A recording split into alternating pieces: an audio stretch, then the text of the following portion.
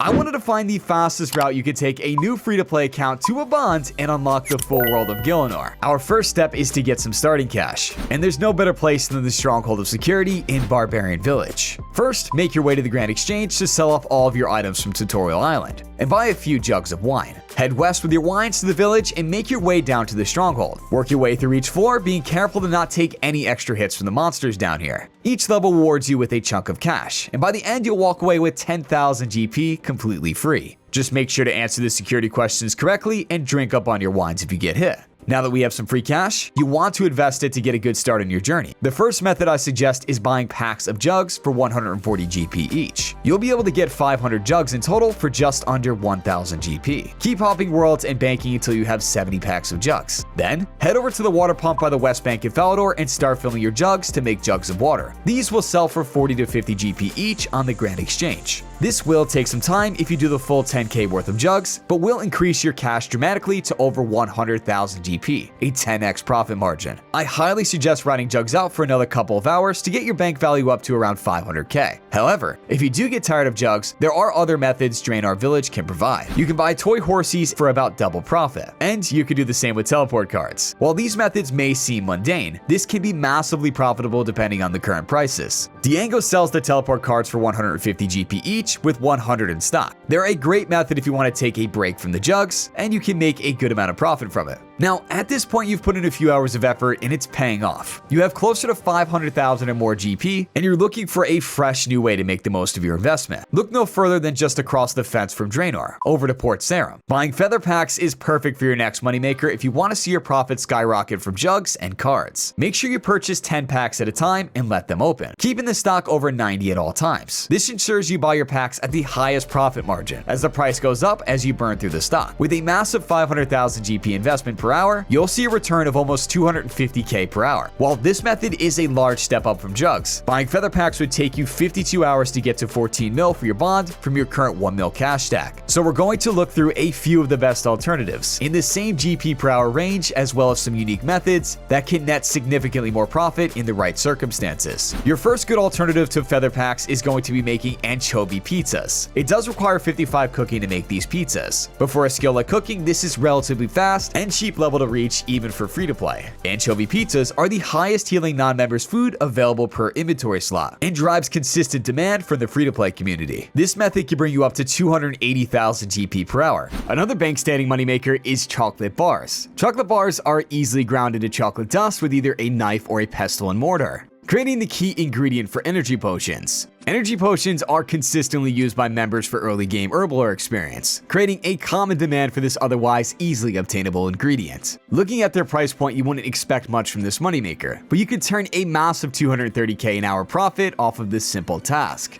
The key is to bypass the auto grind timer by manually clicking each chocolate bar. This may be tiring, but it quadruples your output per hour, ensuring this method stacks up well against the rest we've covered so far. Now, these methods are all great steady ways to increase your bank value, but what if you want to get some XP and face some danger? Heading to the lava maze in the wilderness to collect and high alch steel plate bodies offers high risk, but is a foolproof way to print money for free-to-play players with relatively low cost. You'll need 55 magic for the high alch spell, a fire staff, some nature runes, and emergency food. This and another moneymaker we'll reach later are great ways to get some magic levels out of the way on your way to your first bond. Nature rune costs are down to 100 GP each, and each alch steel plate body is 1200 GP. On average, it takes about 5 minutes to hop and collect 25 steel plate bodies, which, if you're consistent, brings your hourly profit to north of 250k an hour. With nature runes being so low and free-to-play worlds being relatively safe in the wilderness, this method can be a fun and unique way to progress towards your bond. Our fourth and last method in this category of GP per hour has a decently high level requirement for free-to-play at 60 mining, but can be incredibly lucrative with low effort. If you have access to the mining guild in Falador, you can run just south of the Falador East Bank to the mining guild entrance, and run up to trade Hendor and Hendor's awesome ores. Players in certain free-to-play worlds will sell their iron ore to the shop as they mine it, leading to shops having stock over 500 to 1,000 iron ore at a time. These ores are then sold by Hendor at 1 GP each, making it incredibly easy to profit off of them. If you get there at a peak time, you can gather 1.5k to 1.6k iron ore an hour, leading to around 300,000 profit per hour with this method. It should be noted that the shop is not full 24/7, nor is it used in every world. You should check the 750 total and high player count worlds first, and skip this method if it's not currently active. Now, as a super viable bonus, a method that is always active is stringing amulets. This simple task requires only one crafting, and can bring in some serious profit with little to no effort. All you need is balls of wool and whatever unstrung amulet nets the most profit right now. Ruby is generally the best for free-to-play amulet stringing, as it currently brings you 290,000 GP profit per hour. You will need about 1.1 million GP to fund this moneymaker for an hour of rubies, and I don't recommend to start smaller with sapphires or emeralds, as they both net less profits than most methods on this list. Now, what makes amulets stand out amongst the rest of these methods is how well it transfers to member worlds once you've gotten your bond. By switching to Dragonstone amulets, you can currently expect over 1 million GP an hour with way less effort than chocolate bars. This makes amulets the best free-to-play moneymaker that you can continue using after you've switched to the world of membership. Our last three methods require the most capital to manage, so I suggest saving them until after you've reached 3 to 5 mil total to avoid running into issues. The first option here brings us right back to high alching. There are tons of rune items that have had prices drop significantly below their high alch value due to the sheer amount of pay-to-play monsters that drop them in high quantity. This leaves ample opportunity to profit on buying and alching these items as a free-to-play player. Most rune items work, but you should always check prices before buying bulk to ensure profit over loss. This method can net you anywhere from 300 to 500,000 GP an hour while increasing your magic level significantly on your way to reaching your bond. This method will work best during market dips, so you can potentially profit even more. One of the most passive methods for this list is merching, and if you can find a few good item margins, I highly suggest running some overnight flips on larger items to make steps towards that bond even while you're asleep. In my last video, we touched on flipping as well, and free-to-play is no different despite being more restricted on items. A few bulk items you should check out are runes, swordfish, pizzas, and adamant plate legs. A few higher price items that merch well include the Zamrock and Gothic armor sets, felling axe handles, gold trim items, shoulder parrots, gilded items, and hill giant clubs. These items can all turn large margins for their price point. There are plenty more items out there as well, and the best way is to find what items work for you. And the only way to do that is to get to flipping. There's another incredibly unique method that makes good money by involving manipulating prices of the Grand Exchange. In the south of Remington, you'll find Brian's Archery Supply, a small store with an array of free-to-play ranging items. The store's buyback price on many of these items tends to be significantly higher than the cost of the Grand Exchange, making this one of the greatest free-to-play shop loopholes in the game. Selling these items can net an insane 700,000 GP or more per hour once you have your methods down,